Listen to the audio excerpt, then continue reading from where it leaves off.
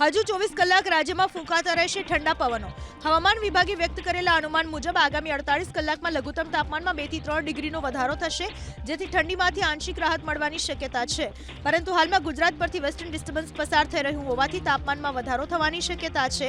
પરંતુ આગામી 24 કલાક પવનની ગતિ હજુ પણ ઝડપી રહેશે, જેથી ઠંડા પવનોના સુસવાટા અનુભવાશે। છેલ્લા 24 કલાકમાં નલિયામાં લઘુત્તમ તાપમાનમાં 3 ડિગ્રીનો ઘટાડો થતા 6 ડિગ્રી સુધી તાપમાન પહોંચ્યું।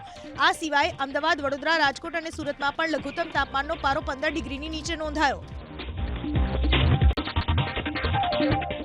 હજુ 24 કલાક રાજ્યમાં ફૂંકાતા રહેશે ઠંડા પવનો। હવામાન વિભાગે વ્યક્ત કરેલા અનુમાન મુજબ આગામી 48 કલાકમાં લઘુત્તમ તાપમાનમાં 2 થી 3 ડિગ્રીનો વધારો થશે, જેથી ઠંડીમાંથી આંશિક રાહત મળવાની શક્યતા છે। પરંતુ હાલમાં ગુજરાત પરથી વેસ્ટર્ન ડિસ્ટર્બન્સ પસાર થઈ રહ્યું હોવાથી તાપમાનમાં વધારો થવાની શક્યતા છે। પરંતુ આગામી 24 કલાક પવનની ગતિ હજુ પણ ઝડપી રહેશે, જેથી ઠંડા પવનોના સુસવાટા અનુભવાશે। છેલ્લા 24 કલાકમાં નલિયામાં લઘુત્તમ તાપમાનમાં 3 ડિગ્રીનો ઘટાડો થતા 6 ડિગ્રી સુધી તાપમાન પહોંચ્યું। આ સિવાય અમદાવાદ, વડોદરા, રાજકોટ અને સુરતમાં પણ લઘુત્તમ તાપમાનનો પારો 15 ડિગ્રીની નીચે નોંધાયો।